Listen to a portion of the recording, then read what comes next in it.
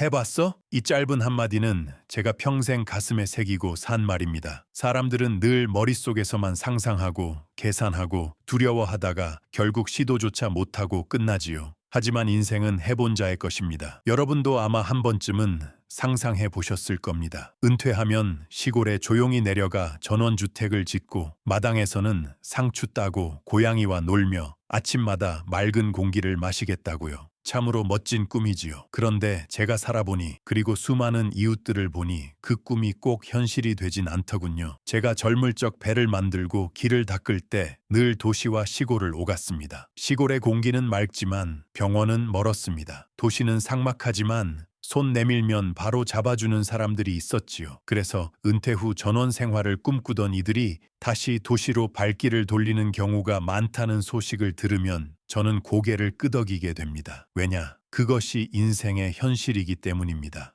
전원주택은 영화 속에서는 참 근사합니다. 하지만 직접 살아본 이들은 말합니다. 아, 이건 집이 아니라 하루도 쉴 수 없는 현장이구나. 푸른 하루 만에 무릎까지 자라고 여름이면 벌레들이 집 안팎을 점령합니다. 겨울에는 눈이 지붕을 덮고 봄에는 꽃가루가 문틈으로 스며듭니다. 몸이 튼튼할 땐 버텨낼 만하지만 몸이 약해지면 집이 주인이 아니라 짐이 되어 버리지요. 오늘 영상에서 저는 여러분께 묻고 싶습니다. 정말 전원주택이 노후의 답일까요? 아니면 다른 길이 있을까요? 제가 평생 살아오며 보고 느낀 것들, 그리고 지금 많은 분들이 실제로 겪고 있는 이야기를 함께 풀어가 보려 합니다. 여기엔 단순히 집 이야기만 있는 게 아닙니다. 건강을 어떻게 지킬 것인지, 가족과 어떤 거리를 두고 살아야 하는지, 어떤 사람들과 어울려야 하는지, 그리고 돈을 어떻게 흘려보내야 하는지에 대한 깊은 깨달음이 숨어 있습니다. 그러니 오늘은 마음을 열고 들어주시면 좋겠습니다. 단순히 집을 고르는 문제가 아니라 내 인생의 마지막 장을 어떻게 써 내려갈 것인가 하는 이야기이니까요. 처음 전원주택에 들어가면 누구나 같은 말을 합니다. 이제야 진짜 여유를 찾았다. 아침에 눈을 뜨면 새소리가 창문을 열어젖히고 작은 텃밭에서는 상추와 토마토가 제철을 맞이해 반짝이고 있지요. 마당에 심은 감나무에는 해마다 열매가 주렁주렁 달리고 저녁이 되면 붉은 노을이 창가를 물들이며 하루의 피로를 씻어줍니다. 도시에서 오랫동안 바쁘게 달려온 사람들에게 이 모든 풍경은 너무나 달콤한 보상이 됩니다. 저도 젊을 적 공사 현장에서 한창 일할 때면 이런 상상을 하곤 했습니다. 언젠가는 도시를 떠나 조용히 흙을 밟으며 살아야지. 그 꿈이 얼마나 달콤했는지 모릅니다. 그런데 말입니다. 막상 그 삶을 시작해보면 달콤함은 오래가지 않습니다. 몇 달, 길어야 1년쯤이면 대부분의 사람들이 현실을 마주하게 되지요. 낭만은 마치 첫사랑과도 같습니다. 처음에는 눈부시게 아름답습니다. 하지만 오래 함께 하려면 현실을 견디는 힘이 필요합니다. 전원주택도 마찬가지입니다. 흙냄새와 새소리에 감탄하던 마음이 어느새 잡초와 벌레, 낙엽과 눈과의 싸움으로 바뀌어갑니다. 정주영은 늘 말했습니다. 사람이 무언가를 시작할 때는 꿈만으로 되지 않는다. 끝까지 가려면 땀과 끈기가 필요하다. 전원주택도 그와 같습니다. 시골집은 그저 잠만 자는 공간이 아니라 매일 관리하지 않으면 금세 무너지는 작은 기업과도 같습니다. 마치 회사를 운영하듯 돌보고 손질하고 문제가 생기면 해결해야만 유지되는 구조지요. 그래서 저는 이렇게 묻고 싶습니다. 여러분이 그 낭만을 떠올릴 때 혹시 그 뒤에 따라올 수고와 고단함까지 함께 그려보셨습니까? 인생의 후반전은 더 이상 젊은 날처럼 무한한 체력과 열정으로 버틸 수 있는 시간이 아닙니다. 몸이 지쳐도 삶은 계속되기에 집이 우리를 돕는 공간인지 아니면 짐이 되는 공간인지 따져보아야 합니다. 낭만은 아름답지만 낭만만으로는 살 수 없습니다. 이제부터 우리가 함께 살펴볼 것은 바로 그 낭만 뒤에 숨어 있는 현실입니다. 전원주택에 살다 보면 가장 먼저 사람을 지치게 하는 것이 바로 끝없는 관리입니다. 봄이 오면 잡초가 하루가 다르게 자라납니다. 오늘은 정갈했던 마당이 내일이면 무릎까지 풀이 차올라 있습니다. 여름이 되면 어떨까요? 모기, 파리, 개미, 심지어 뱀까지 들이닥쳐 마당은 말 그대로 전쟁터가 됩니다. 벌레 한두 마리야 웃고 넘길 수 있지요.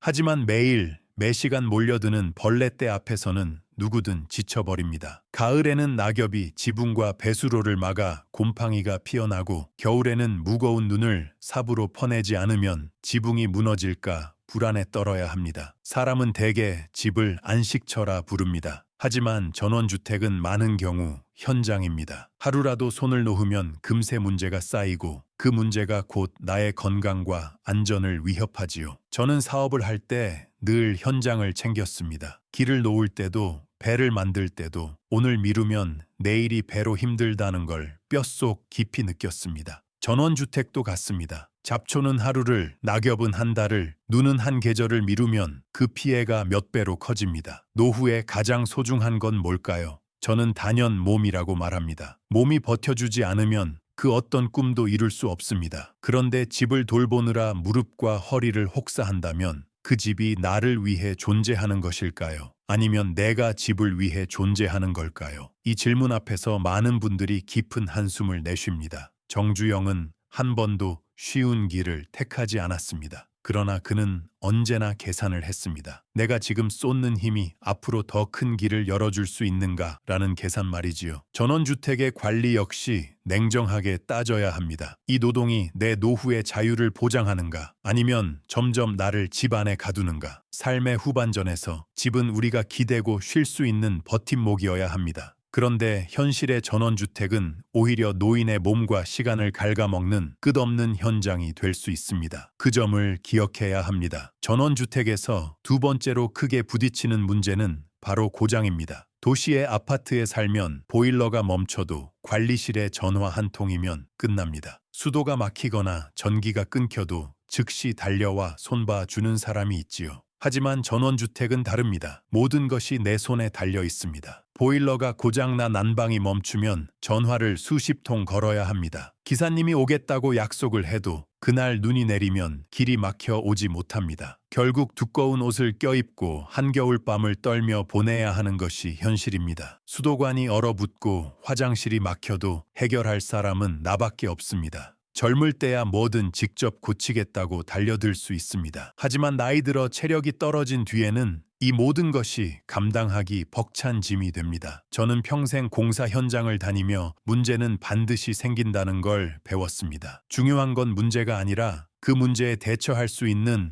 사람과 체계가 가까이에 있는가 하는 겁니다. 사람은 혼자서는 아무것도 할 수 없습니다. 자동차를 만들 때도 배를 세울 때도 늘 함께하는 동지가 있었기에 가능했지요. 그런데 전원주택은 그 동지가 없습니다. 고장 앞에선 나 혼자입니다. 여기서 중요한 깨달음이 하나 있습니다. 집은 단순한 벽과 지붕이 아니라 관계망 속에 있어야 비로소 집다운 집이 된다는 겁니다. 전원주택이 고립을 강요한다면 그것은 집이 아니라 섬입니다. 노후의 섬 같은 집에 갇혀 사는 삶, 과연 그것이 우리가 바라는 삶일까요? 정주영은 늘 말했습니다. 사람은 혼자 살 수 없네. 혼자 벌면 열의 아홉은 잃어버리고 함께 벌면 열의 아홉은 남는다. 집도 마찬가지입니다. 나를 도와줄 사람, 내 곁에서 손을 잡아줄 이웃과 함께 있을 때 비로소 든든해집니다. 고장 앞에서 홀로 서 있는 외로움, 그것이 전원주택의 두 번째 현실입니다. 사람이 늙어가며 가장 크게 체감하는 건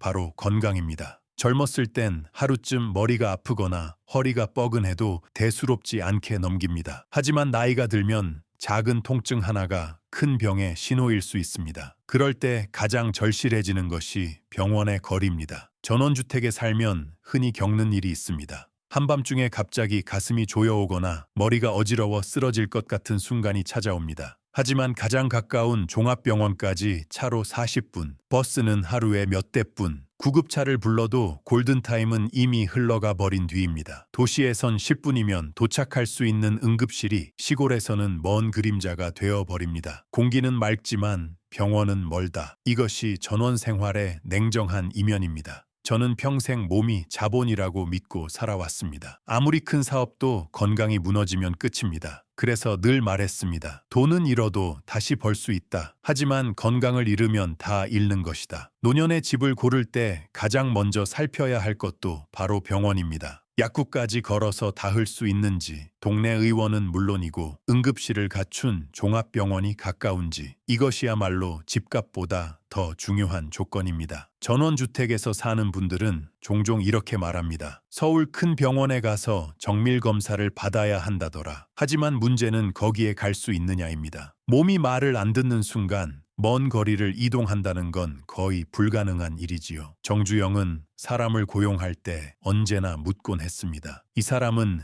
위기 앞에서 어떻게 행동할까? 노후의 집을 고를 때도 마찬가지입니다. 평소가 아니라 위기 앞에서 나를 지켜줄 수 있는 구조인가를 따져야 합니다. 노년의 집은 단순히 예쁘고 넓은 집이 아니라 아플 때 나를 살려줄 수 있는 집이어야 합니다. 병원까지의 거리가 멀다면 그 집은 결코 편안한 집이 될 수 없습니다. 전원주택의 가장 큰 매력 중 하나는 고요입니다. 도시에서 들리던 자동차 소리, 아파트 위층에서 내려오던 발걸음, 새벽마다 울리던 경적 소음이 모두 사라집니다. 처음에는 이 고요가 참으로 달콤하지요. 그런데 어느 순간부터 이 고요는 평화가 아니라 외로움으로 변합니다. 창문을 열어도 아무도 지나가지 않습니다. 이웃집은 걸어서 10분, 만나려면 따로 약속을 해야 합니다. 도시에서는 엘리베이터에서 마주치며 안녕하세요, 식사하셨어요? 한마디 건네던 이웃의 인사가 전원주택에서는 사라집니다. 사람 소리가 끊긴 고요한 집은 시간이 지날수록 감옥처럼 느껴질 때가 있습니다. 낮에는 새소리의 위로를 받지만 밤이 되면 정적이 길게 이어져 마음을 짓누릅니다. 혼자 밥을 먹고 혼자 대답하며 혼자 감당해야 하는 시간이 끝없이 이어지는 겁니다. 저는 평생 사업을 하면서 사람의 소중함을 누구보다 깊이 느꼈습니다. 길을 놓을 때도 배를 만들 때도 결국 함께 뛰어준 사람들이 있었기에 가능했습니다. 돈이 있어도 사람이 없으면 길 하나도 만들 수 없는 법이지요. 그래서 저는 늘 말했습니다. 사람이 전부다.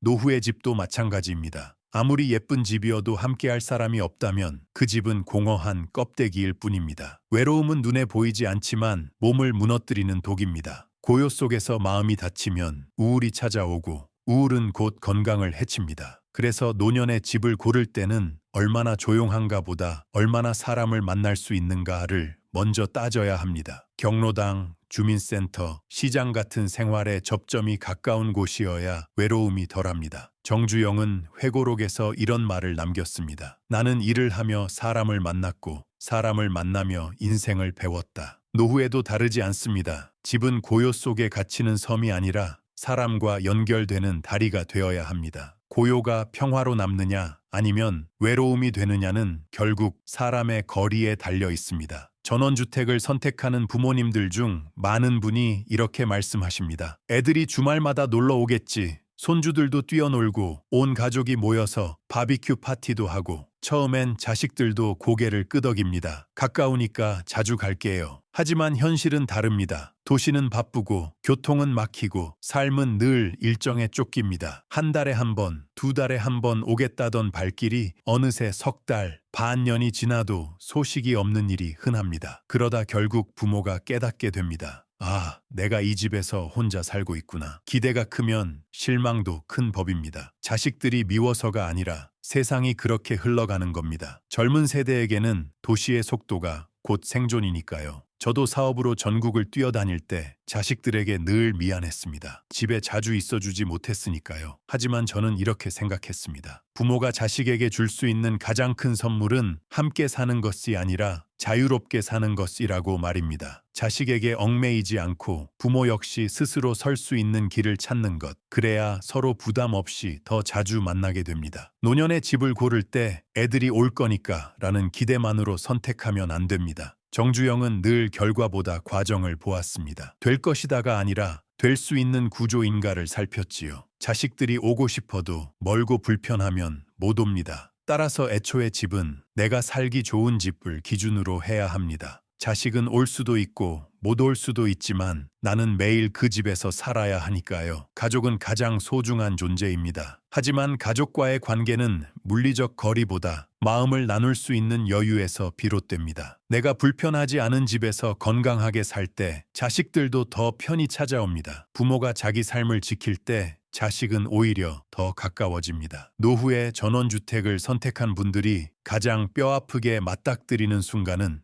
더 이상 몸이 따라주지 않을 때입니다. 허리가 굽고 계단이 두려워지고 삽 대신 지팡이를 들어야 할 때 사람들은 결심합니다. 이제 다시 도시로 나가야겠다. 하지만 그때 발목을 붙잡는 것이 있으니 바로 팔리지 않는 집입니다. 처음 집을 지을 때는 몇 억을 들여 반짝이게 지었지요. 하지만 막상 내놓으면 매수자는 거의 없습니다. 사고 싶은 사람보다 팔고 싶은 사람이 훨씬 많으니 시세는 반토막이 나버립니다. 3억 들여 지은 집이 1억 5천에도 안 나가더라. 이런 이야기를 하는 분들이 적지 않습니다. 심지어 중개업소에서는 그냥 임대로 놓으시죠 라고 하지만 임대마저 쉽지 않습니다. 전원주택은 예쁘지만 살 사람이 드물기 때문입니다. 결국 집은 자산이 아니라 족쇄가 되어버립니다. 저는 평생 돈을 벌고 써보며 깨달은 것이 있습니다. 돈은 목적이 아니라 도구라는 사실입니다. 돈은 흐를 때 가치가 있습니다. 멈춰 있으면 썩고 흘러야 사람을 살립니다. 그런데 전원주택은 돈을 막아버립니다. 집은 있는데 그 집이 팔리지 않으니 다른 삶으로 옮겨갈 수 없게 되는 겁니다. 이건 재산이 아니라 굴레입니다. 정주영은 사업은 돌고 돈다고 했습니다. 돈을 묶어두면 기회도 묶입니다. 그래서 그는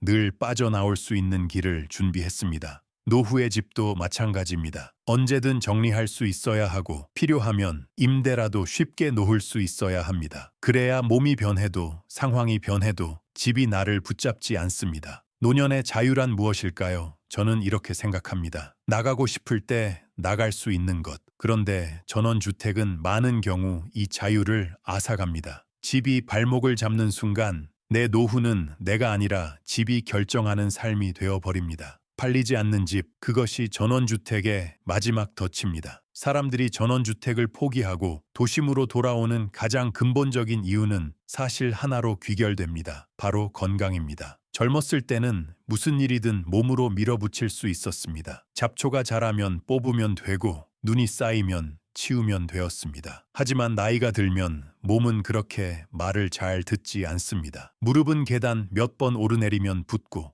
허리는 작은 짐 하나에도 욱신거립니다. 결국 전원주택이란 공간은 건강할 때만 누릴 수 있는 특권일 뿐이지요. 저는 평생 일하면서 사람의 가장 큰 자본은 건강이다 라는 사실을 뼛속 깊이 새겼습니다. 아무리 큰 회사를 세워도 아무리 많은 돈을 벌어도 건강이 무너지면 모든 것이 무너집니다. 제가 80이 넘어서도 일을 놓지 않았던 이유는 일이 저를 건강하게 지탱해 주었기 때문입니다. 그러나 동시에 몸이 보내는 작은 신호에도 귀를 기울였습니다. 건강은 억지로 붙잡는 것이 아니라 균형 속에서 지켜야 하기 때문입니다. 노후의 집을 선택할 때도 가장 먼저 물어야 할 질문은 단순합니다. 이 집이 내 몸을 지켜줄 수 있는가? 계단이 많은 집은 무릎을 무너뜨리고 병원이 먼 집은 위기 때 생명을 위협합니다. 아무리 예쁘고 넓어도 몸을 해치는 집이라면 그건 집이 아니라 짐입니다. 정주영은 늘 현실적인 이상주의자였습니다. 꿈을 크게 꾸되 반드시 현실을 고려했습니다. 건강을 무시한 꿈은 오래 가지 못합니다. 노후의 삶에서 전원주택이든 빌라든 아파트든 결국 기준은 하나입니다. 내 몸이 편안히 숨 쉴 수 있는가? 여러분, 돈은 잃어도 다시 벌 수 있습니다. 하지만 건강은 한번 잃으면 되돌릴 수 없습니다. 그러니 집을 고를 때는 눈에 보이는 풍경보다 내 몸이 매일 버틸 수 있는 조건을 먼저 살피시길 바랍니다. 그것이 노후를 지키는 첫 번째 지혜입니다. 노년에 들어서면 누구나 마음속에 두 가지 욕구가 공존합니다. 하나는 자식들과 가까이 살며 언제든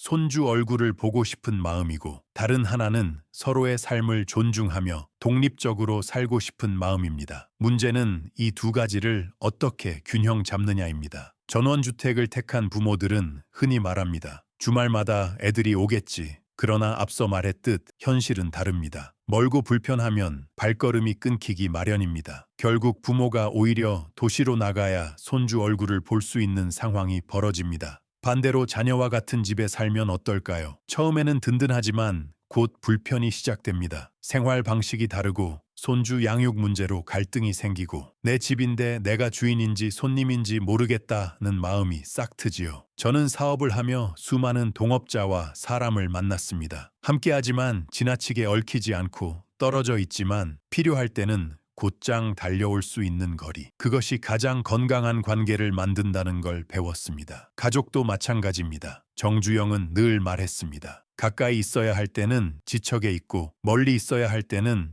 바람처럼 멀리 있어야 한다. 부모와 자식의 거리도 이와 같습니다. 그래서 요즘 부모님들이 택하는 방식은 똑똑합니다. 같이 살지는 않지만 차로 10-15분 거리에 집을 마련하는 겁니다. 아프면 곧바로 연락할 수 있고 일상에서는 서로 간섭하지 않는 거리. 이 균형이야말로 노후를 가장 평온하게 지켜주는 방법입니다. 노후의 집을 고를 때는 평수나 가격만 볼 것이 아니라 가족과의 거리를 반드시 계산해야 합니다. 가까워야 돌봄이 가능하고 멀어야 관계가 건강합니다. 이 절묘한 간격이 유지될 때 부모는 자식에게 짐이 아니라 든든한 뿌리가 됩니다. 결국 집이란 벽돌과 콘크리트가 아니라 가족을 이어주는 다리가 되어야 하는 것이지요. 노후의 삶을 결정짓는 것은 집 그 자체가 아닙니다. 그 집 안팎에서 함께 어울리며 살아가는 사람들입니다. 전원주택의 가장 큰 문제는 이웃과 멀리 떨어져 있다는 점이지요. 사람은 고요 속에서 잠시 평화를 느낄 수 있습니다. 그러나 오래 고립되면 그 고요는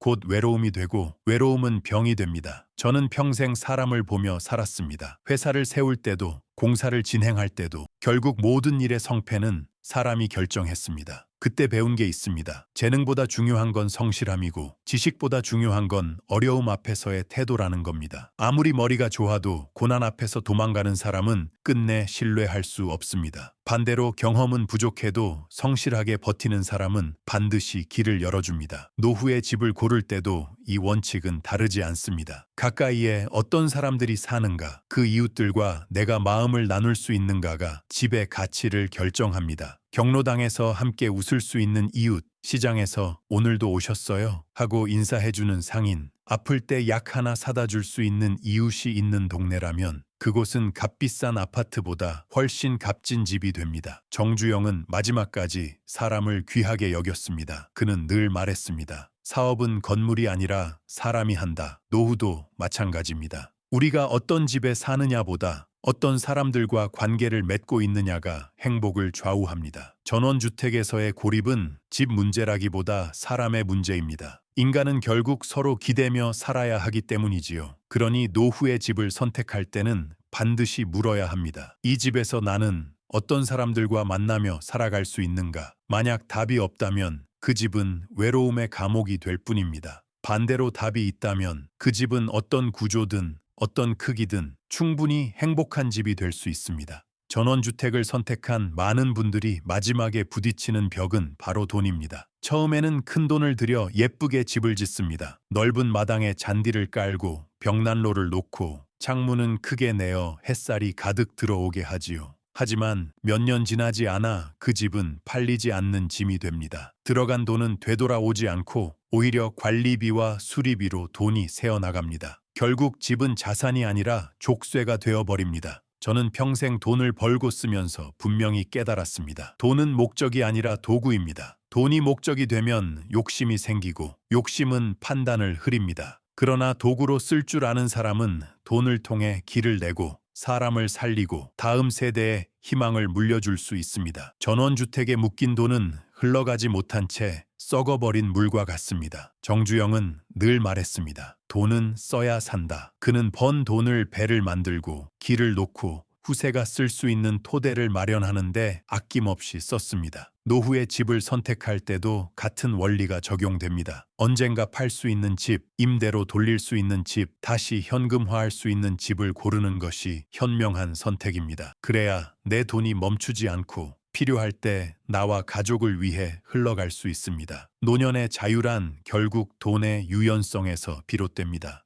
나가고 싶을 때 나갈 수 있다. 이 단순한 자유가 사실은 돈이 흘러야 가능한 것입니다. 전원주택은 이 자유를 빼앗을 위험이 큽니다. 반대로 도심의 빌라나 저층 아파트는 필요할 때 언제든 정리할 수 있는 선택지를 열어줍니다. 돈을 지키는 가장 지혜로운 방법은 멈추지 않게 하는 것입니다. 나 혼자 쓰고 끝나는 돈이 아니라 가족에게 이어지고 사회에 기여하고 다음 세대가 다시 꿈을 꿀 수 있는 발판이 되는 돈. 그것이 바로 돈의 참된 쓰임입니다. 집을 고르는 문제는 결국 내 돈을 어떻게 쓰고 흐르게 할 것인가의 문제이기도 합니다. 노년의 주거에서 가장 먼저 고려해야 할 조건은 의외로 단순합니다. 바로 계단이 없는 집입니다. 젊었을 때는 계단이 운동이 됩니다. 하지만 무릎과 허리가 약해지는 시기에는 계단이 곧 고통이자 장애물이 됩니다. 단 몇 층만 오르내려도 숨이 차고 관절이 붓습니다. 계단은 집의 편의가 아니라 생존을 위협하는 요소가 되어버리지요. 그래서 요즘은 계단이 없는 빌라나 저층 아파트가 주목받고 있습니다. 예전에는 빌라에 산다고 하면 괜히 기죽는 분위기가 있었습니다. 아파트만큼 세련되지 않고 엘리베이터도 없는 경우가 많았으니까요. 그러나 지금은 생각이 달라졌습니다. 오히려 엘리베이터가 설치된 저층 아파트나 빌라는 노후 생활에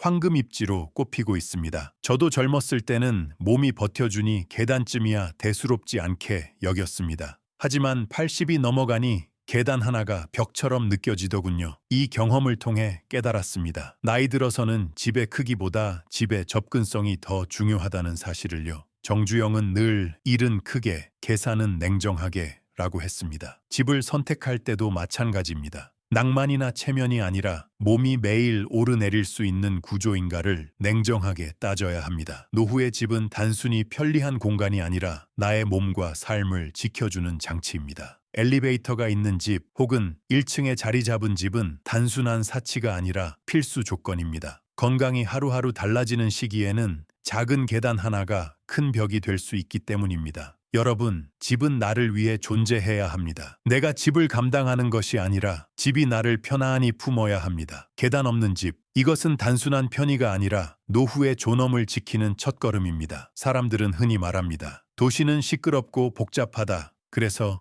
은퇴 후 시골로 가려는 분들이 많습니다. 하지만 정작 살아본 사람들은 깨닫습니다. 도심에도 충분히 평온한 삶이 가능하다는 사실을요. 특히 저층 아파트나 소규모 빌라 같은 주택은 대단지 아파트보다 훨씬 조용하고 단정한 환경을 제공합니다. 요즘 신축 빌라는 방음이 잘 되어 있어 오히려 대형 아파트보다 소음이 덜하다는 이야기를 자주 듣습니다. 세대수가 적고 주차장과 골목이 단순해 복잡하지 않지요. 이웃도 적당히 가까우면서도 간섭하지 않아 정서적으로 안정됩니다. 아침에 슬리퍼 끌고 나가면 바로 약국, 시장, 버스 정류장이 있는 동네. 이런 곳에서의 삶은 고립이 아니라 연결을 보장합니다. 저도 한때 시골의 고요를 동경했습니다. 그러나 나이가 들수록 느낀 것은 진짜 평온은 사람 소리가 있는 고요라는 점입니다. 아이들 뛰어노는 소리, 시장의 흥정 소리, 이웃의 가벼운 인사, 이 소리들이 삶을 덜 외롭게 만들어줍니다. 정주영은 사람이 없는 평화는 무덤의 평화일 뿐이라고 했습니다. 고요는 필요하지만 고립은 위험합니다. 도심 속 저층 아파트나 빌라는 겉보기엔 소박합니다. 그러나 노년의 눈으로 보면 오히려 가장 현명한 선택일 수 있습니다. 작은 집일수록 청소할 곳이 적고 관리비도 덜 들며 무엇보다 내 몸과 마음의 부담이 줄어듭니다. 넓은 집은 멋져 보일 수 있으나 결국 방이 많을수록 청소해야 할 일거리가 늘어나는 법이지요. 노후의 평온은 멀리 있는 산골에서 오는 것이 아니라 내 몸이 편하고 내 마음이 안심되는 도심 속 작은 집에서 찾아올 수 있습니다. 겉으로는 단출해 보여도 실제로는 삶을 가장 단단히 지켜주는 선택이 되는 것입니다. 실버타운이라고 하면 한때는 많은 사람들이 고개를 저었습니다. 노인들만 모여 사는 곳 아닌가? 갇힌 생활을 해야 하는 것 아닌가? 그러나 지금의 실버타운은 전혀 다른 모습으로 변하고 있습니다. 이제는 단순한 시설이 아니라 노년의 생활을 위한 라이프 센터로 자리매김하고 있습니다. 전문 간호 인력이 상주하며 영양을 고려한 식사가 제공되고 응급 상황에 즉시 대응할 수 있는 시스템이 갖춰져 있습니다. 뿐만 아니라 문화 프로그램, 운동시설, 취미 교실까지 마련되어 있어 단조로운 노년이 아니라 활기 있는 생활을 이어갈 수 있도록 돕습니다. 어떤 곳은 영화관과 도서관까지 있어 마치 작은 도시 안에서 노년을 풍요롭게 보내는 느낌을 주기도 하지요. 저는 평생 일을 하며 깨달았습니다. 건강은 몸에서만 오는 것이 아니라 마음과 관계에서 비롯됩니다. 아무리 좋은 약을 먹어도 외로우면 병이 낫지 않습니다. 반대로 웃고 떠드는 사람이 곁에 있으면 병마저도 이겨낼 힘이 생깁니다. 실버타운의 가장 큰 장점은 바로 이 사람과의 연결입니다. 매일 얼굴을 마주할 동료가 있고 함께 운동하고 식사하는 이웃이 있다는 것. 이건 돈으로 환산하기 어려운 가치입니다. 물론 주의해야 할 점도 있습니다. 운영 주체가 믿을 만한지, 의료 시스템이 실제로 작동하는지, 주변 환경이 안전한지 반드시 살펴야 합니다. 정주영은 사업을 시작할 때 늘 기초부터 확인하라고 했습니다. 아무리 겉이 번지르르 해도 기반이 부실하면 오래 가지 못하기 때문입니다. 실버타운도 마찬가지입니다. 보이는 시설보다 실제로 어떻게 운영되는지가 중요합니다. 노후의 실버타운은 단순한 집의 대안이 아니라 삶의 방식의 대안이 될 수 있습니다. 잘만 고른다면 외로움은 줄고 건강은 지켜지고 마음은 한결 평안해집니다. 나이 들어도 여전히 배우고 즐기고 나눌 수 있는 삶, 그것이 바로 실버타운이 줄 수 있는 새로운 가치입니다. 노후에 대해 이야기할 때 의외로 많은 분들이 모르고 지나치는 제도가 있습니다. 바로 LH 고령자 맞춤 임대주택입니다. 이름은 조금 딱딱하지만 내용은 매우 실질적이고 따뜻합니다. 정부가 직접 운영하는 제도이기에 임대 보증금이 적고 월세도 저렴합니다. 보통 10만 원에서 30만 원 선, 어떤 곳은 보증금 500만 원 이하로 들어갈 수 있는 집도 있습니다. 이 주택의 장점은 단순히 싸다는 데 있지 않습니다. 구조 자체가 고령자에게 맞게 설계되어 있다는 겁니다. 엘리베이터가 기본이고 안전 손잡이와 응급 호출 시스템이 설치되어 있으며 단지 내에 경로당이나 커뮤니티 공간이 마련되어 있어 혼자 살아도 외롭지 않게 설계되어 있습니다. 또한 대부분 병원, 시장, 약국과 가까워 일상생활의 편리함을 놓치지 않도록 배치되어 있습니다. 그런데 안타까운 점은 정작 자격이 되는 분들이 이 제도를 잘 모른다는 사실입니다. 조건도 생각보다 까다롭지 않습니다. 만 65세 이상, 무주택자, 일정 소득 기준 이하라면 누구나 신청할 수 있습니다. 청약 통장이 없어도 됩니다. 하지만 정보가 부족해 신청조차 못하는 경우가 많습니다. 결국 혜택은 아름아름 아는 사람에게만 돌아가고 모르는 사람은 기회를 잃어버립니다. 저는 늘 이런 말을 했습니다. 기회는 준비한 자의 것이다. 그러나 기회를 보지 못하는 자에겐 아무리 큰 길도 보이지 않는다. LH 고령자 주택은 바로 그런 기회입니다. 내가 낸 세금으로 마련된 제도이니 마땅히 누려야 할 권리이기도 합니다. 노후의 집을 고민하는 분들께 꼭 드리고 싶은 말씀은 이것입니다. 내 몸과 내 주머니 사정에 맞는 현실적인 대안이 있다면 부끄러워하지 말고 당당히 선택하라. LH 고령자 맞춤 임대주택은 단순히 싼 집이 아니라 나이 들어도 안전하고 존엄 있게 살 수 있는 집입니다. 요즘 부모님들의 주거 전략을 보면 똑똑하다는 생각이 절로 듭니다. 자녀와 함께 살지는 않지만 그렇다고 멀리 떨어져 살지도 않습니다. 보통 차로 10-15분 거리에 둥지를 틀지요. 멀지 않아 언제든 달려올 수 있고 또 가깝지 않아 서로의 생활을 존중할 수 있는 거리. 이 적당한 거리가 노후의 평온을 지켜줍니다. 저 역시 평생을 사업하며 배운 게 있습니다. 가까이 있어야 할 때는 지척에 있고 멀리 있어야 할 때는 바람처럼 멀리 있는 것. 이것이 관계의 균형입니다. 부모와 자식 관계도 예외가 아닙니다. 너무 붙어 있으면 작은 일에도 갈등이 생기고 너무 멀면 돌봄이 늦어집니다. 결국 노후의 집을 고를 때 가장 중요한 조건 중 하나가 바로 자녀와의 거리입니다. 실제로 자녀와 한 집에 살면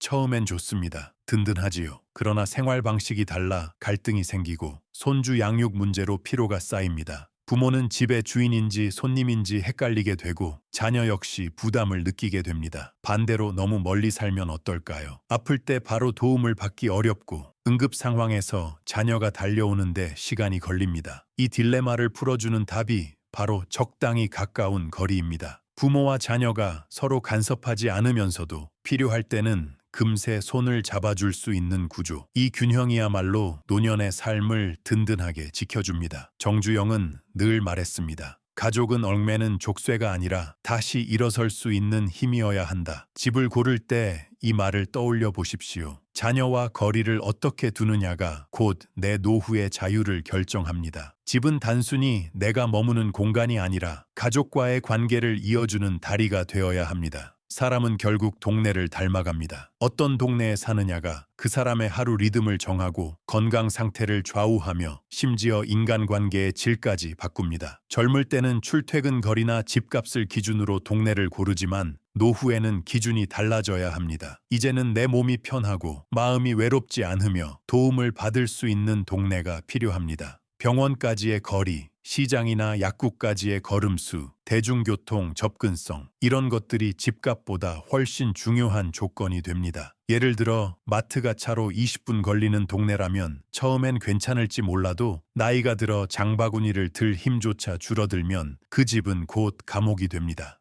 반대로 시장이 도보 10분 안에 있고 동네 의원이 가까우며 응급실 있는 병원이 차로 15분 거리에 있다면 그곳은 든든한 삶의 기반이 됩니다. 또 하나 중요한 것이 있습니다. 사람이 모여 사는 동네여야 합니다. 주민센터, 경로당, 문화센터 같은 공간이 있는 곳은 노후에 큰 힘이 됩니다. 혼자 집에만 있으면 몸은 물론 마음도 약해집니다. 하지만 동네에서 함께 걸을 사람이 있고 눈인사를 나누는 이웃이 있다면 그것만으로도 우울증을 예방하는 백신이 됩니다. 저는 평생 일터에서 배운 게 있습니다. 큰 사업도 결국 작은 현장의 분위기에서 시작된다는 사실입니다. 길을 낼 때도 배를 지을 때도 현장에 활기가 있어야 큰 그림이 움직입니다. 집도 마찬가지입니다. 아무리 집이 좋아도 동네가 삭막하면 삶이 시들고 반대로 집이 소박해도 동네가 살아있으면 삶이 빛납니다. 정주영은 이런 말을 자주 했습니다. 사는 자리는 곧 사람의 기운이 된다. 노후의 집을 고를 때 벽과 지붕만 보지 말고 동네의 숨결을 함께 보십시오. 내가 그 숨결 속에서 웃을 수 있는가? 그 대답이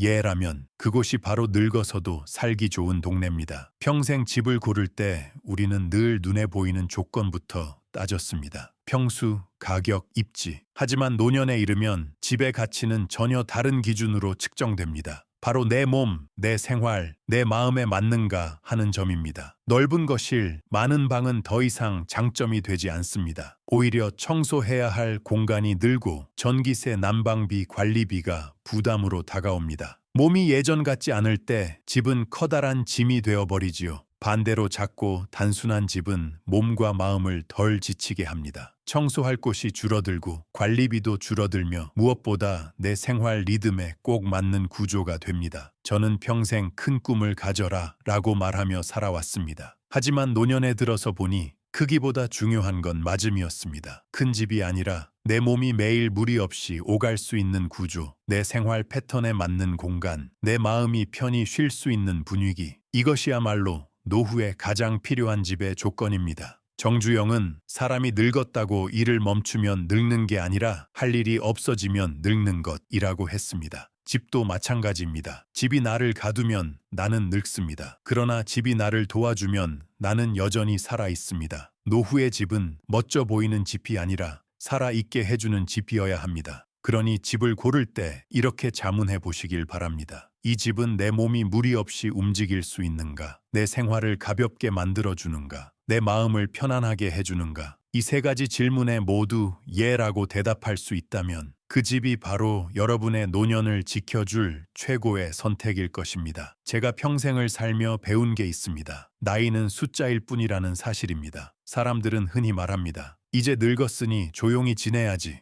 하지만 저는 끝까지 이렇게 말했습니다. 늙어서도 할 수 있다. 실제로 저는 80이 넘어서도 일을 놓지 않았습니다. 그게 단지 사업에 대한 집착이 아니라 살아있다는 증거이자 제 몸과 마음을 지켜주는 방법이었기 때문입니다. 집도 마찬가지입니다. 나이가 들었다고 무조건 시골 전원주택을 고집할 필요도 자녀와 한 집에 살아야 한다는 부담을 가질 필요도 없습니다. 중요한 건 내가 내 삶을 주도적으로 선택할 수 있는 집을 고르는 겁니다. 계단 없는 집, 병원 가까운 집, 이웃과 교류할 수 있는 집, 필요할 때 언제든 정리할 수 있는 집. 그것이 바로 노후를 살아내는 지혜입니다. 돈은 흘려야 합니다. 가족은 가까우면서도 독립적이어야 합니다. 사람은 곁에서 함께 살아야 합니다. 그리고 무엇보다 건강은 지켜야 합니다. 이 네 가지 원칙이 담긴 집이라면 그곳이 어디든 여러분은 늙어서도 여전히 살아갈 힘을 얻게 될 것입니다. 이제 제가 여러분께 묻고 싶습니다. 당신의 집은 당신을 지켜주고 있습니까? 아니면 붙잡고 있습니까? 이 질문에 대한 답이 곧 여러분의 노후를 결정할 것입니다. 오늘 영상이 마음에 와닿으셨다면 구독과 좋아요 눌러주시고 댓글에 여러분의 경험을 나눠주십시오. 누군가에겐 그 이야기가 큰 위로와 길잡이가 될 수 있습니다. 그리고 소중한 분들과 이 영상을 공유해 주세요. 우리가 함께 지혜를 나누면 더 많은 분들이 후회 없는 노후를 준비할 수 있을 것입니다. 여러분,